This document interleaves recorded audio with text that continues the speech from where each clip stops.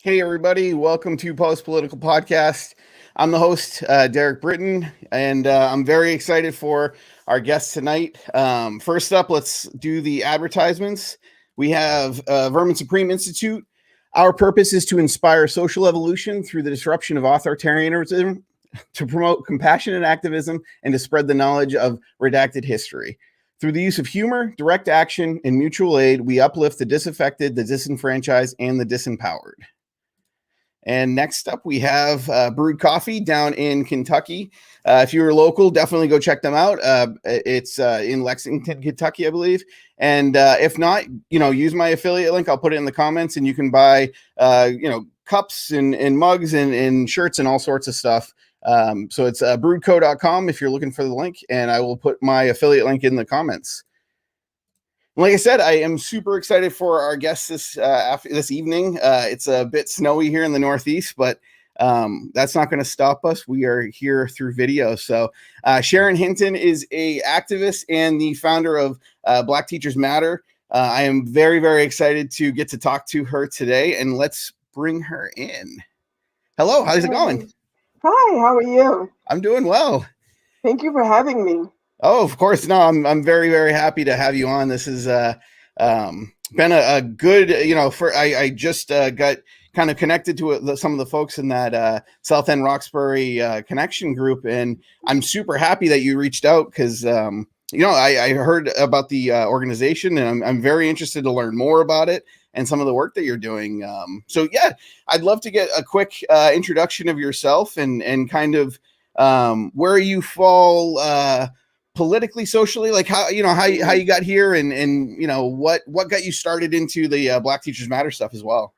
Wow, that's a lot. We don't have enough time, Derek. Thank you for having me, and to everyone who's watching and listening to us right now.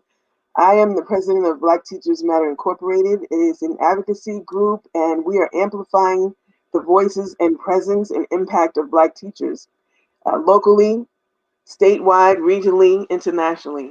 That's what we're doing. The importance of Black teachers and representation of people of color, but specifically Black teachers. In Boston, which is where we're headquartered, there was an edict from Judge Garrity, right before he's the busing judge. That's what everybody knows him as, Judge Arthur Garrity. Pronounced and mandated that at least 24% of the teachers in Boston Public Schools should be African American. The Boston Public Schools has never met that. Never met that criterion. And I am a Black teacher. I'm an educator. So I feel like I'm frozen here. Okay, there we go. I'm an educator. I'm a mom. My daughter just graduated from the University of Maine. She's been admitted to Northeastern University. I'm also a Husky. I graduated from Northeastern University, and I just got admitted into the Doctor of Education program there. Wow. And so I was telling you that I got dressed up for you and your audience. Because we actually, when I say we, Black Teachers Matter just recently got some funding from the Boston Public Health Commission, and we're producing programming around COVID. As you know, COVID-19 has devastated our country, but specifically Black and Latino communities and essential workers. So frontline workers, essential workers, and teachers are part of that. And so we are in the process of getting ready to distribute PPE to the community, basically Roxbury, Dorchester, Mattapan, and Hyde Park is where we're focusing. And I was on a Zoom a couple of days ago, and when I looked at the numbers of infection rates for the different communities in Boston, it's incredible. Yeah. Hyde Park is like, Dorchester is like 14.3%.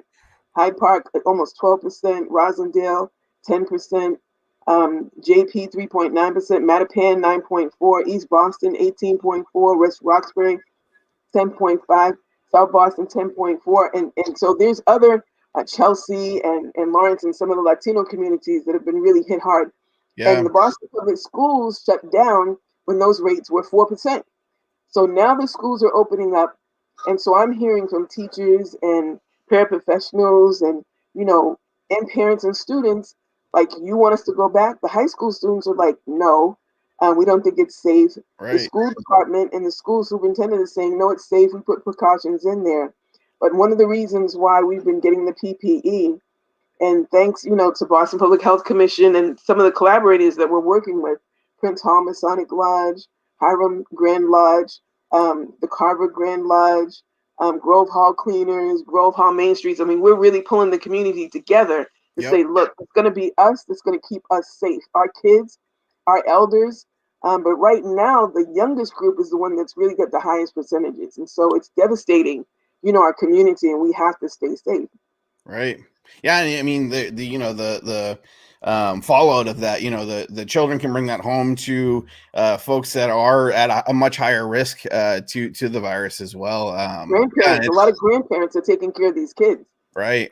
Oh yeah, I definitely I know that for sure. My wife is an educator as well up in Billerica, and it's luckily she's been able to work from home. She was one of the remote teachers.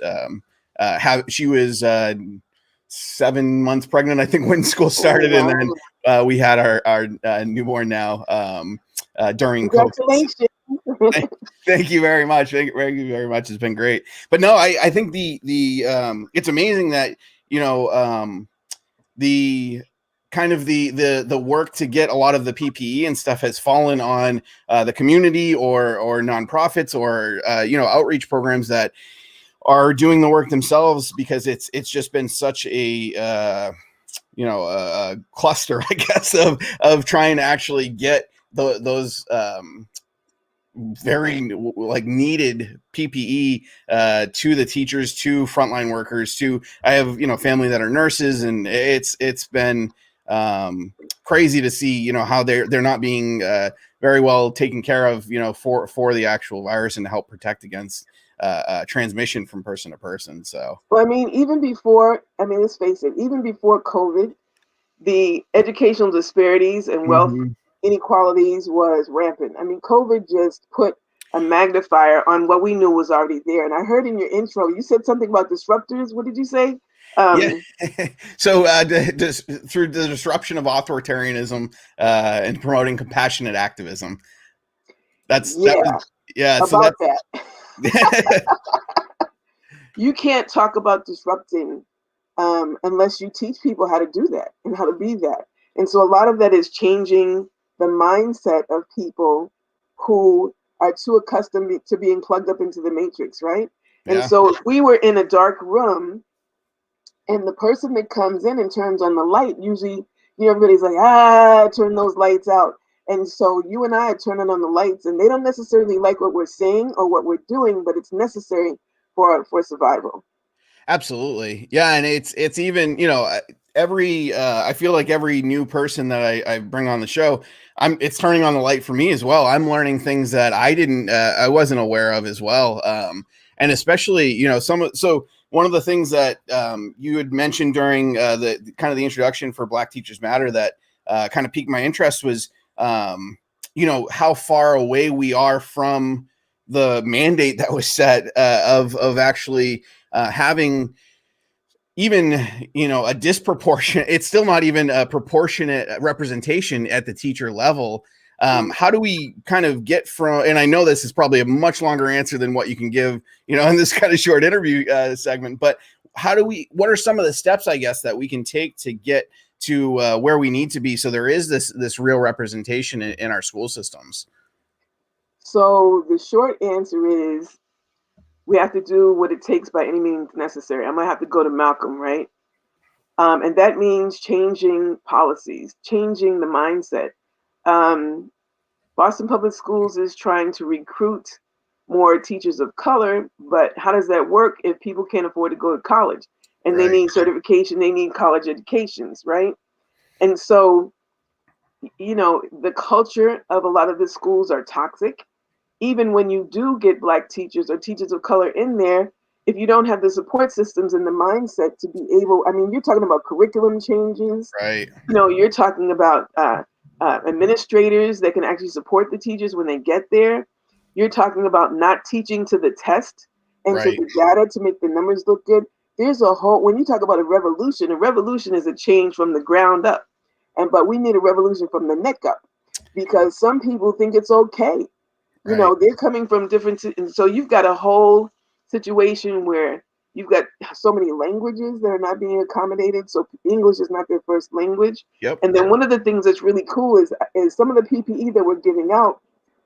One of our coalition partners is SPEDPAC, Special Education Parent Advisory Council. Yep. And so we have these visors, these shields that have cartoons and stuff on them for the little kids. They're their size.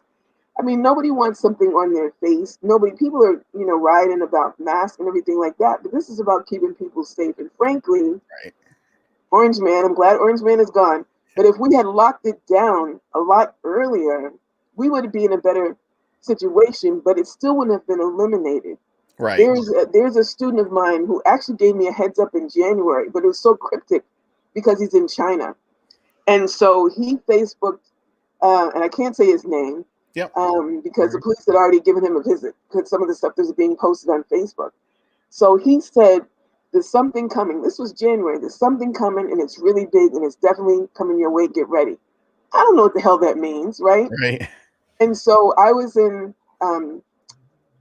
working with Detroit Red, with the playwright who was doing a play about Malcolm X. And so I was in Chinatown in January.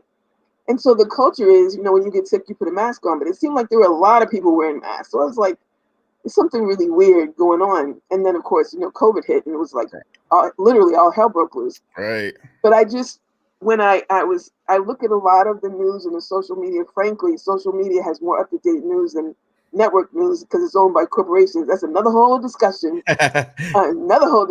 But yeah. I saw this woman who was given in Thailand, who was given 35 years for insulting the king. And so in America, it's not perfect by any means necessary. Yep. But 35 years, and matter of fact, they gave her 50 years at first. They knocked it down to 35 years just for insulting the king. So when we look at the fact that we can get on social media and even talk like this, we're not, unless you travel out of this country, you have contact with people out of this country, you don't even know that there's some places where you just usher an insult and you would disappear. You are gone. Right. Or they try to poison you. And I'm not going to mention that country either, but. No, I completely agree. Yeah, there is worthwhile exercise in giving yourself perspective on not only within the country, what different supposedly we have different rights. There's different groups of people depending on socioeconomic class, racial disparities. There are significant differences in how police interact with people and so on. But just going around and being able to visit another country and see how very different those different places are. I've gone to some Southeast Asian countries and some European countries as well. But and I have friends in kind of all those areas as well. And like you said, there are very big differences in what we can say outwardly, politically, and through social media and things like that are just not even tolerated in many other countries. And libertarians especially try and fight for more civil liberties, but there is some perspective to be had as far as making sure that we're also grateful for what we do have available to us as well. Not the best, but it's not the worst, and it can always be better. Yep. I have no illusions that just because we have a different president, that things all of a sudden overnight, it's like, oh, we can take a breath, everything's good. No, it's not all good. 58%. I was on a Zoom call a couple of weeks ago with the Boston School Committee because it's a public forum and you can, look at it. And some of the meetings are long, but I appreciate the fact that they want to listen to the public. Yep. And so there was a report from the school department. Currently, 58% of Black students are failing in Boston public schools.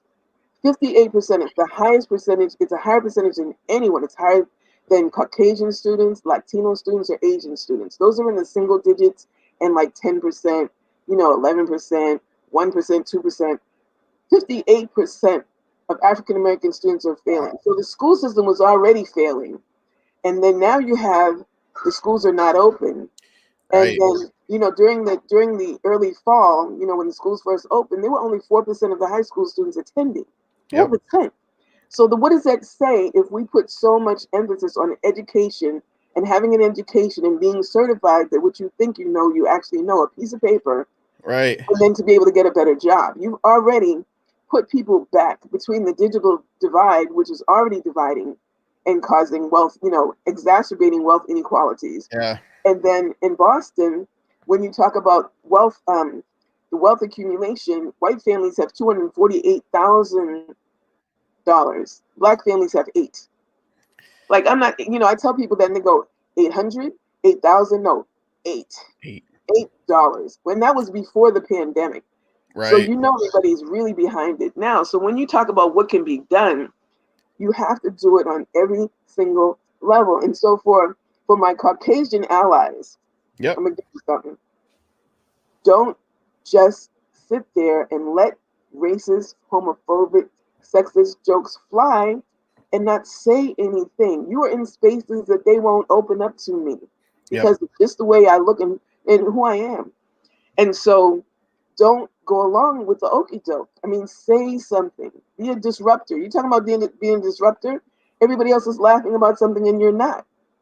And so you risk being isolated. You risk Right. being, pushed out. I mean, let's face it. John Brown got killed. They killed him. Goodman, Cheney, and Brown. They killed them. So there were two, people that got killed with the black men when they were standing. So there is that possibility now more than ever, because all of those 72 million that voted Trump back in, they didn't go anywhere. And the people Right. that stormed the Capitol with the arms, they didn't go anywhere. They still live in this country. Right. And they're not necessarily just going to go away because there's a black woman who's the vice president. Right. And, Biden, I'm still a Bernie person. I'm sorry. Yep. Brother, Uncle Bernie with his mittens and stuff. I was like, Bernie. But I understand the politics of it. I mean, me going for the Boston School Committee, there's so many politics. And it should just be about our kids. Our Yep. kids, their education, and their future. But what you see happening is companies are pushing parents to go back to work. And so that's the daycare, right? You have your kids Right. in school because you got to go back to work. And so there's all sorts of things that are kicking in that, when children would go to school, the teacher would see if the child had been abused or if the child had been neglected. Well, that's not happening because you have Zoom. So where Right. you had 51As and somebody could report on child abuse and neglect, they've all gone down because nobody's reporting because you're not in the home. And then Right. the school to prison pipeline, there are reports of some kids, parents, teachers see some stuff that's happening with the parents of the kids in the home, and they call the cops. So that's still happening too. And Right. then, people are talking about having masks on. I'm sorry I'm going on so long, but No. No. masks Keep and going. being confined. But think about what someone who's incarcerated feels like. You've been confined to your house with a mask. This person is in a cell with people who have COVID and who are dying. Now, Right. mind you, they've been locked up, so it has to be people that are working that are bringing from outside inside, and they can't go anywhere. Right. And so, we have to have some perspective. And I think if we really start looking at ourselves, and yes, I'm for Black Teachers Matter, and I'm for Black people, and I'm Black. I'm Black. My husband's Black. My dog is Black. My daughter's Black. But that doesn't mean that I hate anybody else. It just means that I love my people. Yeah. And we're all human beings at the end of the day. If we think about the humanity part of it, and the fact that before you say something, before you do something, suppose somebody did that to you. Suppose somebody said that to you. Like, how would you feel? And so Right. that empathy and that understanding and that unity that we had some unity. There was some times during the Vietnam War when people got together during, the civil rights and stuff. Everybody wasn't together, but you had a good group of people that was saying, no, you got Yeah. to stop killing people. This is not right. Young people are trying to do it, but there's a disconnect intergenerationally to put historic context on why you're doing it. Like, why are 30,000 people showing up? If you're just showing up and you're not fundraising to put money into community restaurants and businesses to keep them open, Yep. take $1. 30,000 people show up, take $1 from each one of those people, then go and spend some money in a business. Yep. Or register everybody there to vote.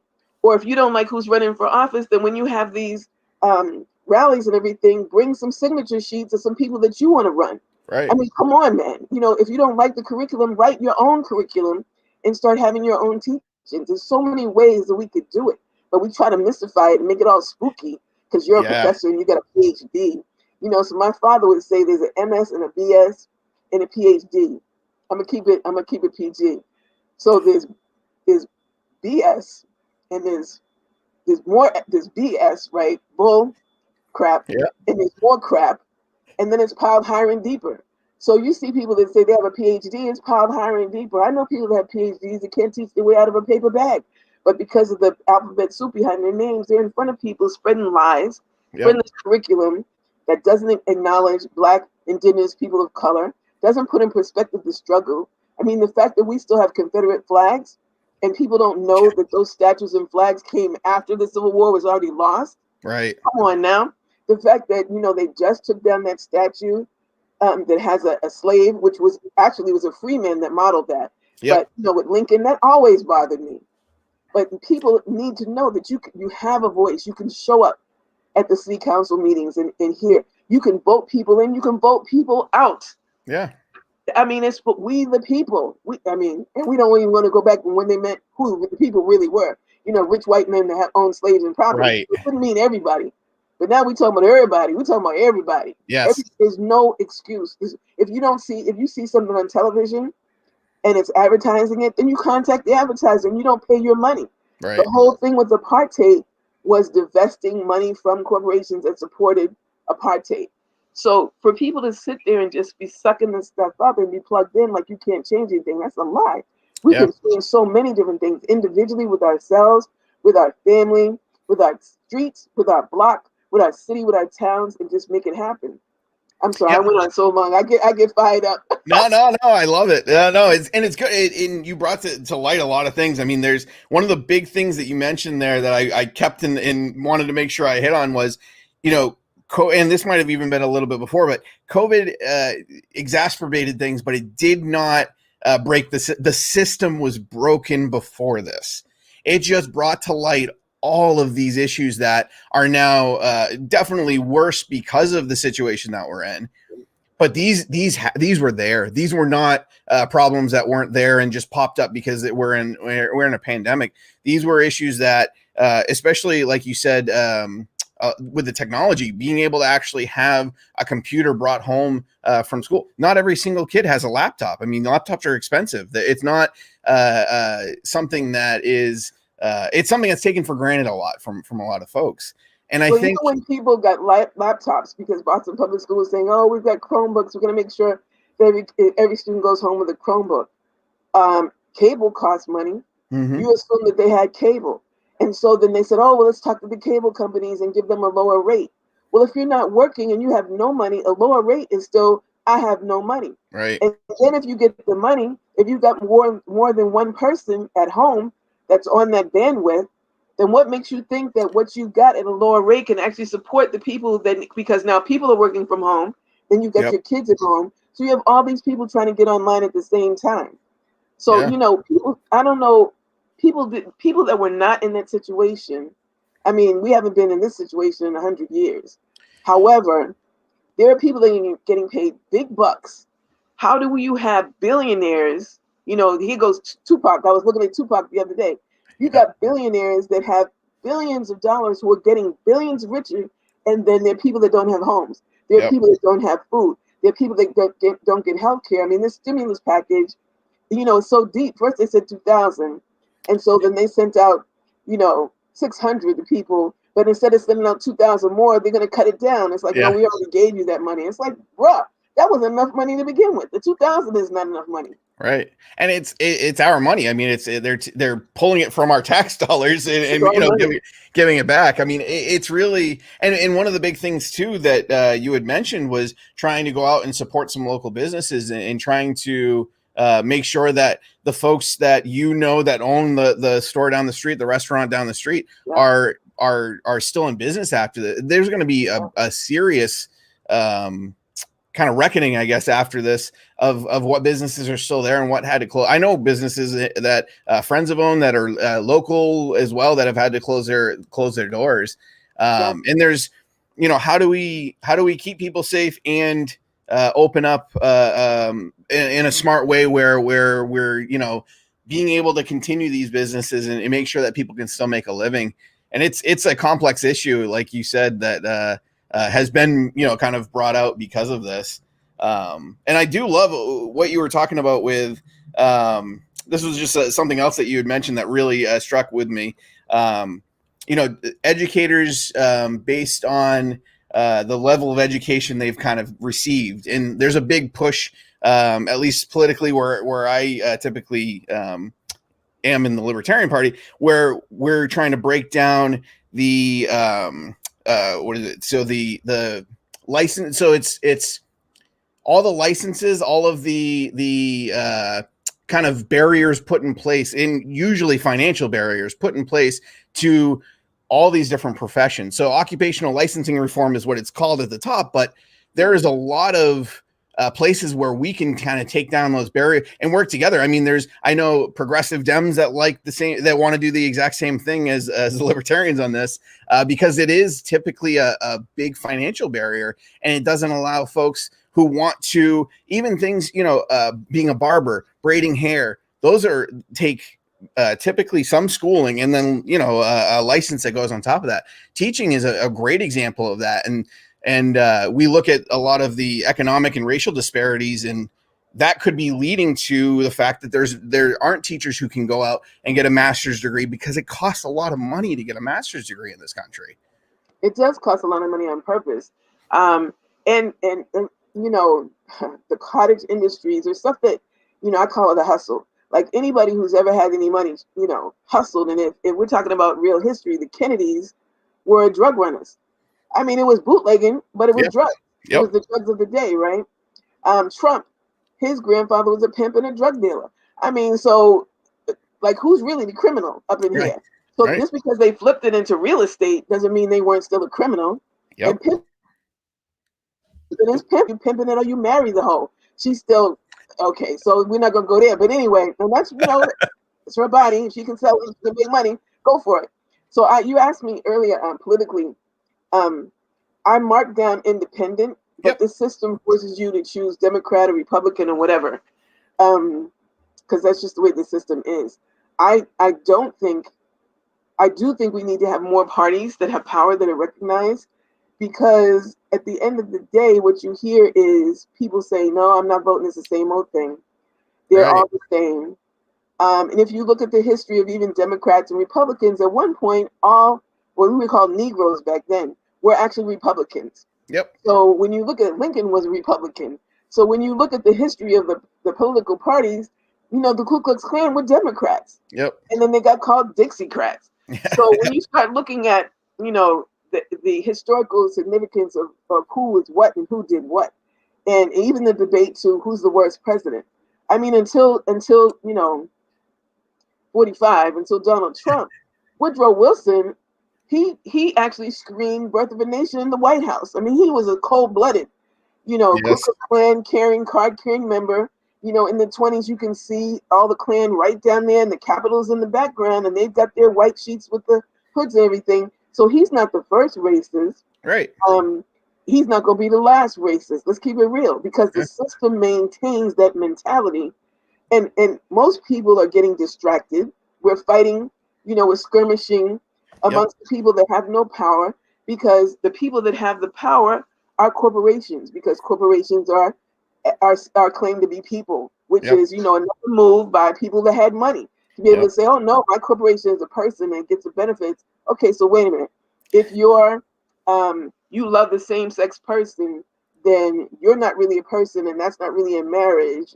But this corporation, this entity is a person. Help me wrap my head. Matter of fact, don't let me wrap my head around that. Exactly. Yep. No, and it's something that there's a cartoon I saw once. There's a king standing with a squire, and there's a bunch of people with pitchforks and torches coming to the castle. And the squire asked the king, "What do we do?" And the king said, "We don't have to do anything. We just have to convince the people with pitchforks that the people with torches are the problem."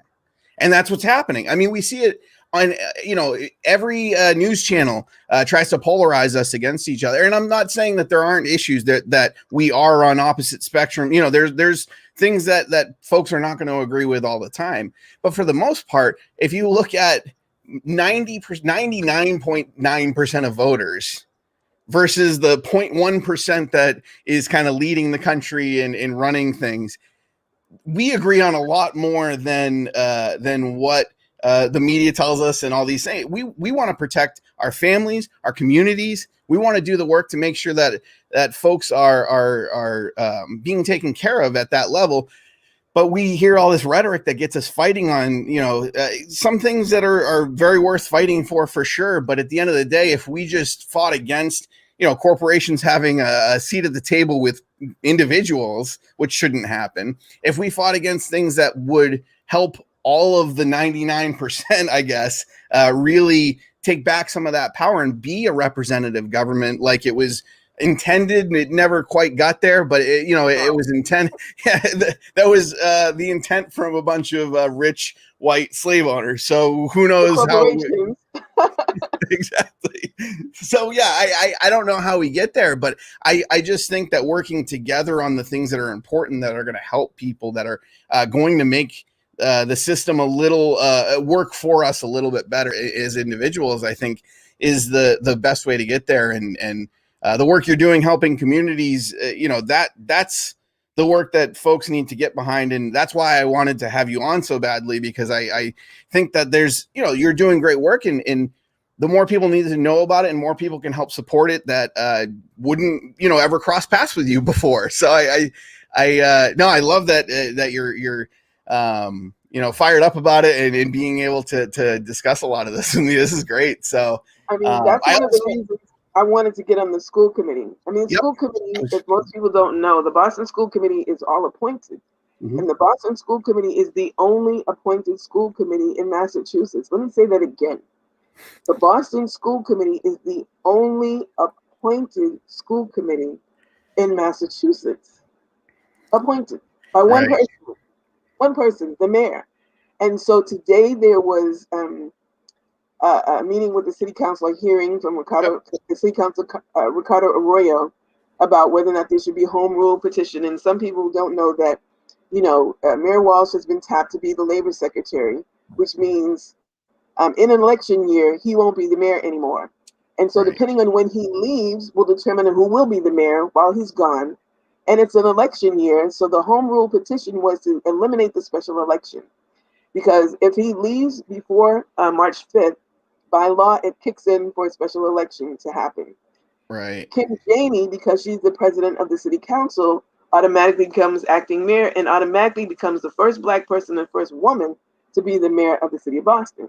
Yep. How long that's going to be is going to be dependent on the special election and then the regularly scheduled election in November. Yep. So the school committee originally had an application process. I was one of 5 people that was nominated to get a position on the school committee. At one point, there were 2 positions. Michael O'Neill got reappointed. He's now the vice chair of the school committee. But then there's still an opening. And so instead of just picking somebody from the remaining 4, the process since it was offered to someone and they turned it down, then the whole process is opened up again. So now we are reapplying and trying to be reconsidered for this. And the process has been somewhat accelerated. And I've heard that, February 17th, another person is going to be appointed. So I've been asking people to support me, people that know me, former students, former teachers, co-workers, have been saying, yes, you're the one. Upwards of 400 people actually hit my Facebook page and started calling Mayor Marty White and the superintendent and the school committee. But now he's leaving, so we don't know if he's going to be the one that appoints the person, and or if it's going to be Kim Janey. Yep. So yeah, and that would be. I hope. That seems like such a kind of backroom process that should not be. Those are decisions that get made that impact the children of Boston. I mean, that's a large impact for something that's an appointed role. That's kind of done behind closed doors. Yeah, that seems. I didn't know that. Like I said, I feel like each new person that comes on, I learn something new each time. But that's crazy. I didn't know that was the way that things were done like that. So. This particular, and the argument was that because back then it was so politicized and so corrupt with money and influence, and it was during busing, And so there was a lot of political corruption and everything. But and I remember that. I mean, I remember Louise Day Hicks and busing and Pixie Palladino, and for sure there needs to be some kind of reform around campaign financing and that kind of thing. Yeah. But does that mean that you take the people's voice out of it? I can't see a good, I get that there was and that's a common thing we see is sometimes there's good intent with certain laws or certain things that happen, and at the end of the day, it's just not the right outcome from those laws. And I think, I support you as well. I'd love to see I think you have a wonderful voice to be heard, that in the right the common sense fixes. You know what I mean? I think there's folks that would say, it needs to be this and this and this, and they'd be great talking points, and they'd look great on a graphic, and they would excite a bunch of people, and could never be done actually in the school system. What you're talking about, and what I've seen at least in some of the posts and stuff that I've been looking at online, it seems like you're looking for things that you've been in the school system, so what can be fixed, what needs to be fixed, and what are some of the biggest problems that really need to be attacked first. And I just think that's such a amazing perspective. Why would we not want that perspective on the school committee? I think too is the only elected person. There is an elected person in the school committee. He's a student. He's a student. He is elected by the Boston Student Advisory Council. He's elected by the high school students, and he's an amazing young man. Kamani James, I call him Mr. James. He's amazing. He's actually been accepted to Columbia. He's a junior right now, but he's already been accepted to Columbia. So he doesn't have a vote, and he doesn't get the stipend that everybody else gets, but he attends every single meeting. He reads all the stuff. He represents, and he is the only one that's actually elected, and he doesn't have a vote, and he doesn't get paid. So how is that right?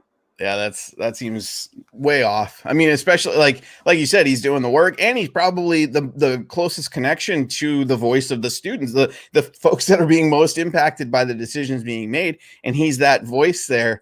That seems absurd that he's not being paid or even at least have a vote.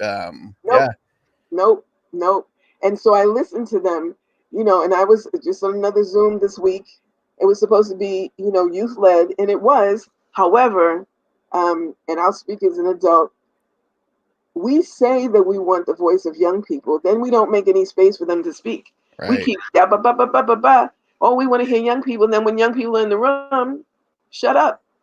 I was this was the second community conversation. It was sponsored by City Council Julia Mejia and Kamani James, Mr. James. Yep. And to hear young people were on there from BSAC. It was great.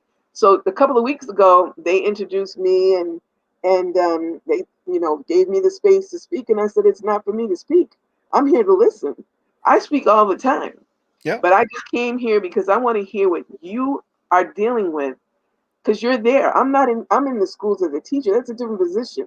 You guys are students. You guys are receiving, and you're on the end of what everybody else is making a decision about. How is that working? Right. So I thank you for giving me this space, but I'm not here to talk about me or the school committee or anything like that. I want to hear what you're doing. And these kids are burnt out. I'm an adult and I get burnt out from all these Zooms. And so they're burnt out, they're tired, they're depressed. And then now we're about to go into summertime again where there are no jobs. They can't go out. They couldn't go to parks last summer. They couldn't go to recreational centers. The YMCAs are closed down. The gyms are closed down. They don't have any money in their pocket. A lot of these young people are helping their families out, so their family's not getting paid. It's almost a year now, March to March. And then they're not getting paid, and they're not helping out. And the college students are the only ones, well, some of the largest group that didn't get any stimulus money. My daughter didn't get any stimulus money, even though she's a dependent, because she's a college student. Right. So how is that fair? And they have to go and work, and they couldn't get work study jobs. Right.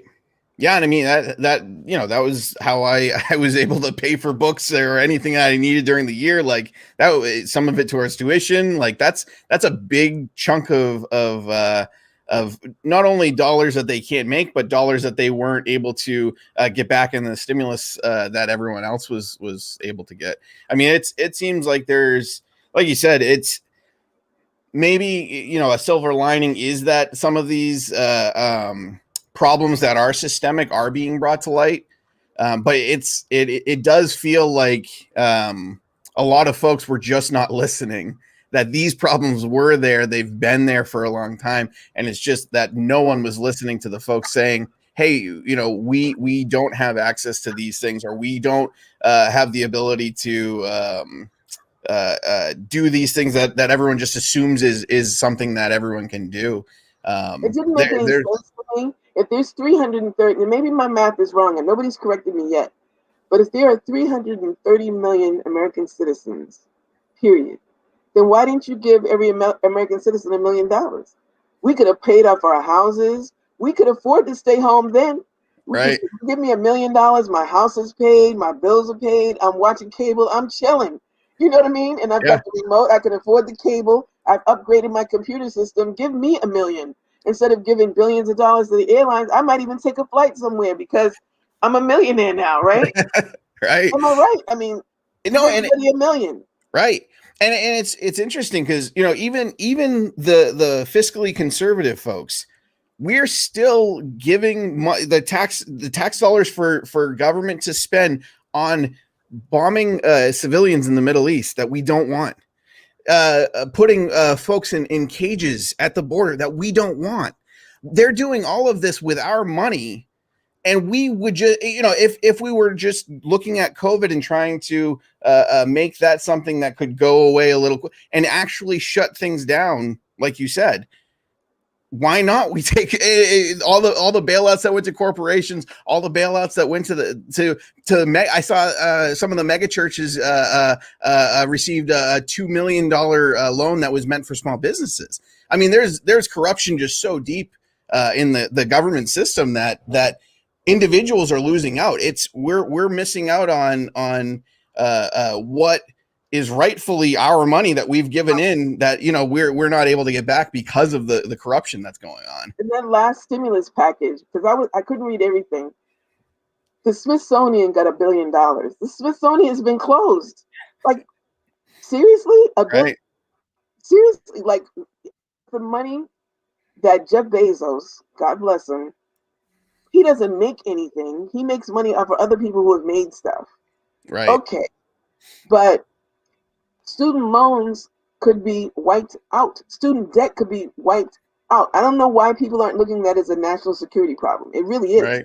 Because if we're not educating our kids here to be doctors and nurses and lawyers and engineers, and we still need them, where the hell do you think they're coming from? Right.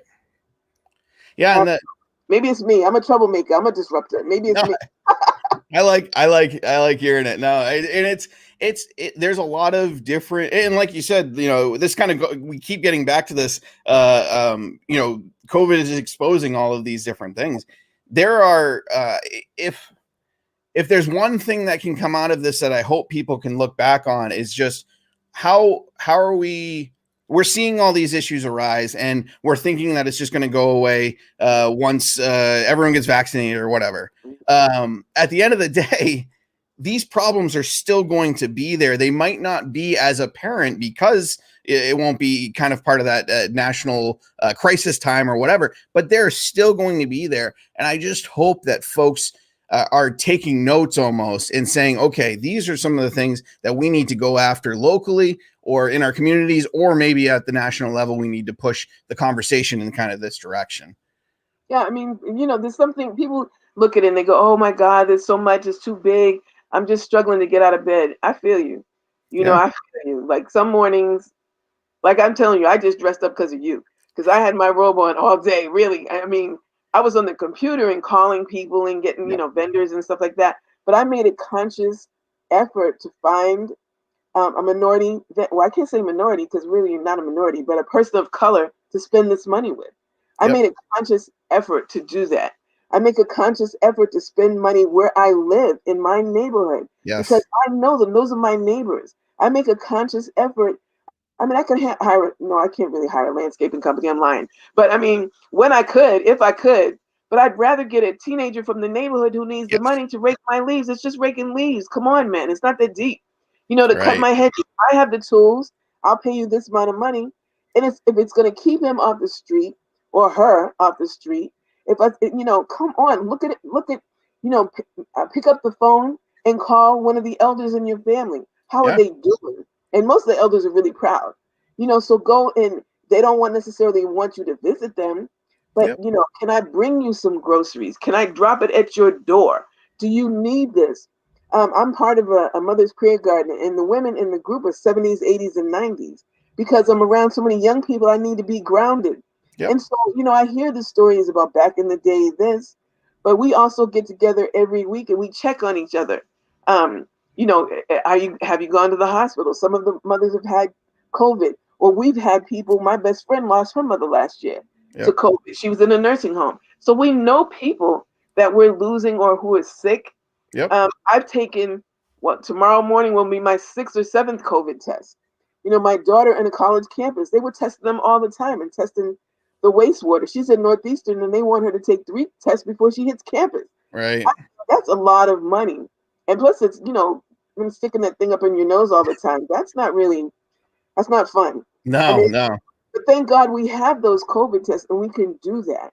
And Yep. people are not showing up. I did a show, as I told you before, we're offline, about are you going to take the vaccine? And this was a population of color, people of color. Yep. So many people like, no, we don't trust it. And that's because of the history of racism in the medical industry. It's Yeah. not because we don't want to live. It's because the history of racism in the medical industry is like, no, we don't trust you. You've Right. always used us as lab rats. Why should we trust you now? And so, in seeing that population, our population is the highest impacted, we need to be the first in line. But even Right. the vaccination centers is in South Boston. There's one of them that's in South Boston. It's not in Mattapan. It's not in Right. Roxbury. It's not in Chelsea. It's in South Boston. Like, who came up with that? Right. And the testing sites. There's testing sites, but what do you do after you've been found positive? Is your insurance? If you don't have a job and your insurance is connected to your job, when you go to the hospital, they want to know if you're insured. So does that mean Right. you don't have it? They're just gonna let you in? It's a big mess, Derek. Oh no, I completely agree. And like you said, it's exposed a lot of these things that are happening. And like and the other piece of it is there's I feel like there's a lot of folks trying to plan for what's where's the best place we can put, say, where the vaccinations are or anything like that, and they're not thinking about, well, what are the communities that are being the most impacted by something like this. It's just done by typically a bureaucrat in some office somewhere who aren't is not talking to the folks that this is actually impacting. And the point that you brought up about not trusting the vaccination based on the history, it's not even just history too. It's currently, I mean, there's a story that came out last year in one of the ICE camps in Georgia that they were performing hysterectomies on women without them even knowing. I mean, this is not something that's just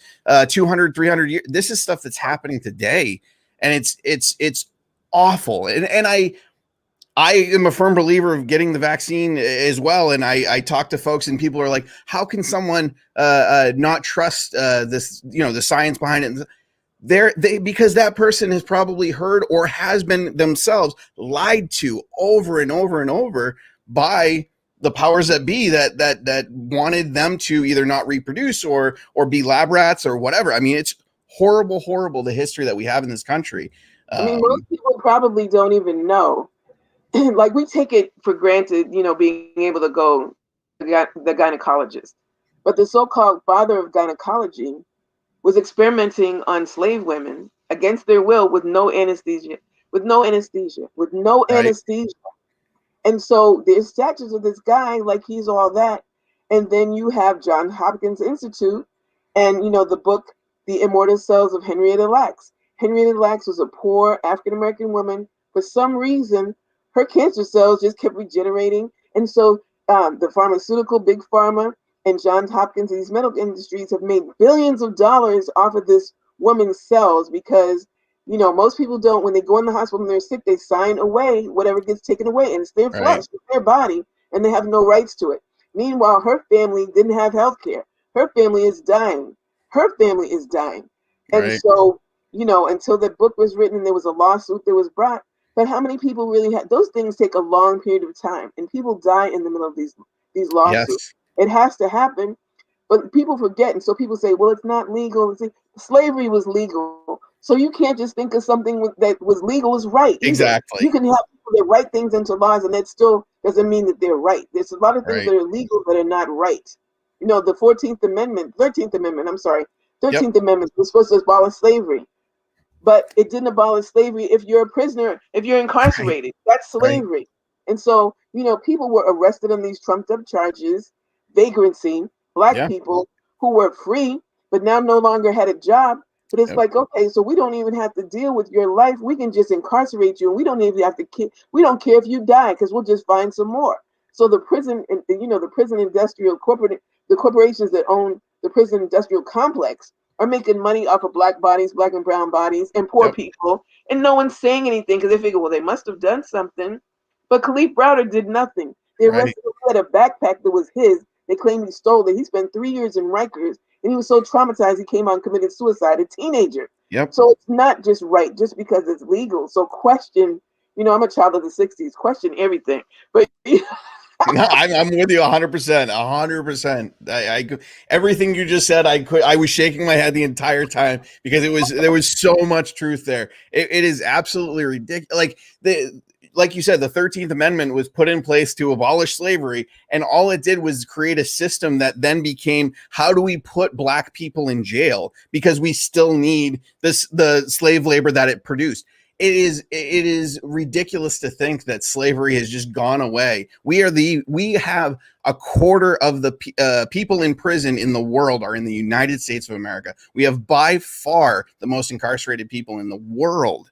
And people just don't even bat an eye to it. They think they must be doing, like you said, they must have done something wrong to be put in jail. Most of those folks did not. They were either put in jail for smoking or selling a plant, or having consensual sex with another person, and there just happened to be a money exchange. There is laws upon laws upon laws that are hurting no one in the world, but people are going and spending years in jail, or coming in the recidivism rate is horrible as well. People go right back to jail after they come out because of the jail conditions, and it's we can talk for hours about this. I mean, this is just it's one of the biggest issues I see facing the country, and it continues to get worse.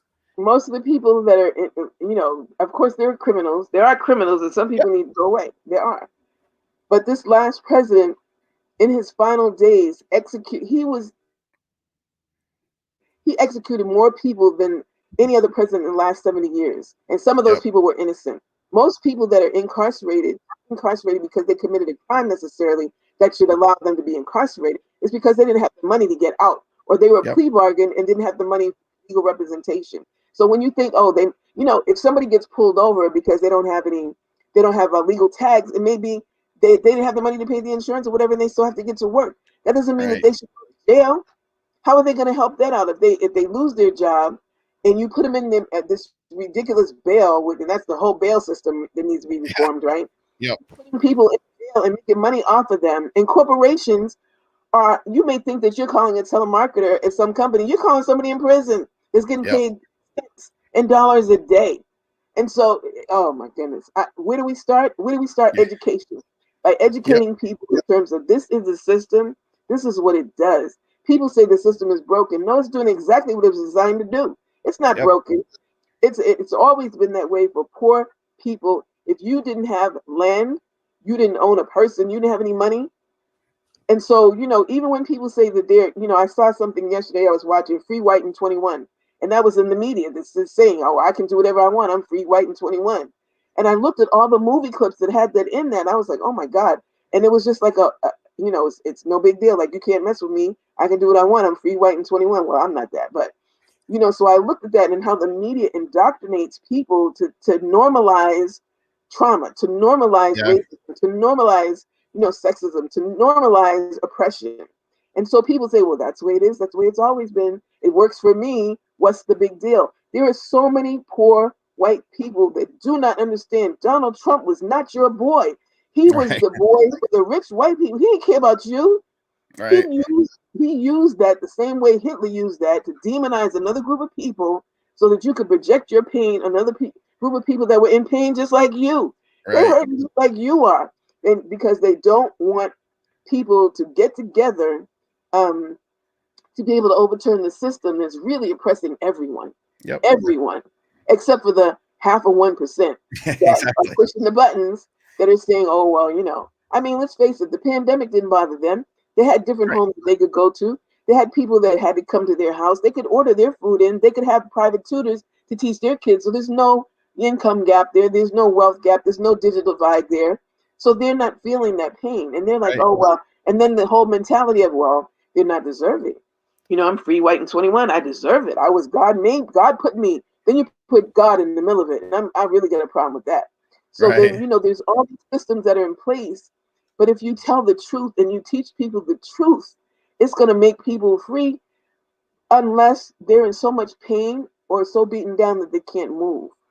And Yeah. then you have the people that really, I mean, when you think about the people that sacrificed, Martin Luther King was killed, but most people don't realize his mother was assassinated too in church, and his brother, Yeah. and his family proved that the government actually killed them. It wasn't, you know, this lone gunman in Lorraine Right. Hotel. Like I there's mean, a court. The court actually ruled that the U.S. government killed them. Yes. killed Yeah. them, killed them. And so, as an educator, my job is to turn the light on in the dark room. It's like, yeah, well, you know, you're comfortable with bumping into the furniture and your knee hurting because you're so used to it. That doesn't make it right Right. because you got used to it. And why would you do that to your kids? Why would you do that to the generations after you? Why would you do that? You didn't Right. like it, so why would you do that? And why would you bring it if you can do something different? Why wouldn't you do that to give yourself a better life? This is the only go around that you have. Nobody I know has come back. I believe in heaven, but nobody's come back to really, you know, not really. Nobody I know has Right. come back and says, well, you know, this is what happens on the other side. I know that there's another side. I'm trying to make this side of it the best side that I can for my daughter, my children, and my children's children, because that's why, you know, we have a purpose to be here, not just to pay bills. I wasn't put here just to pay corporate bills. Right. You know, I'd love to just sit here and veg out and be like, yeah, you know, dum dum, and I'm watching Law and Order, whatever it is. Not that I'm promoting Law and Order, but it's like, I mean, everybody wants to, you know, even the kids were like living your best life. Everybody wants to do that, but I'm not sure that everybody knows what that is Right. because they've been so used to being the frog at the bottom of the pot, and they keep turning up the heat, and we're getting boiled and we're getting killed, and we don't even realize. We just figure, you know, ooh, it's a little hot in here. You know, Right. we don't want to jump out of the pot. Yeah. We'll take No, everybody else with us, you know.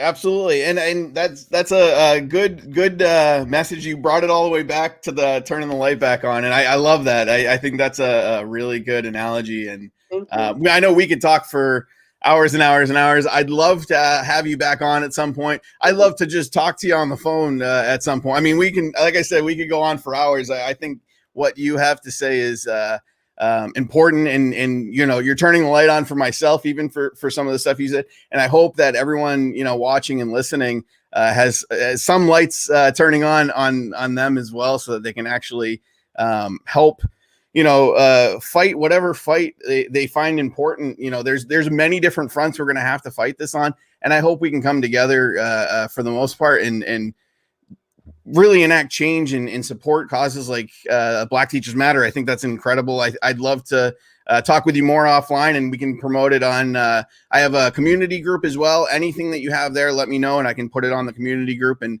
it generates conversation, gets people kind of aware of what's going on. So anything you have like that, please share with me, and I'm very happy to share with the community. Thank you so much for having me. And not only turning on the light, but be the light. Everybody's got a light in them. And once you walk into a room, you know, you can be a thermostat or a thermometer. You can come in and say, oh, it's hot in here, or you can change the temperature. So I'm hoping people want to be the light, and be a thermostat.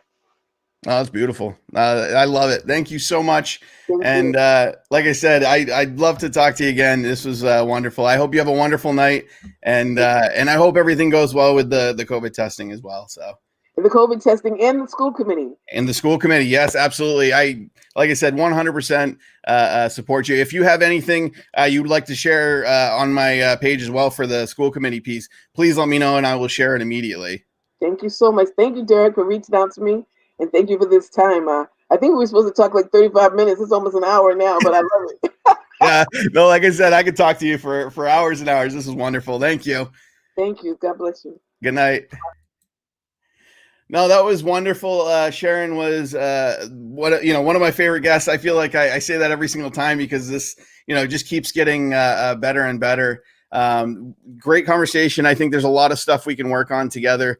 And like I said, I will promote some of the stuff that Sharon sends me. If you have any questions for myself or Sharon, please let me know in the comments. I always check those, and I can give her a call or send her a message, and we can get anything answered that you have a question on.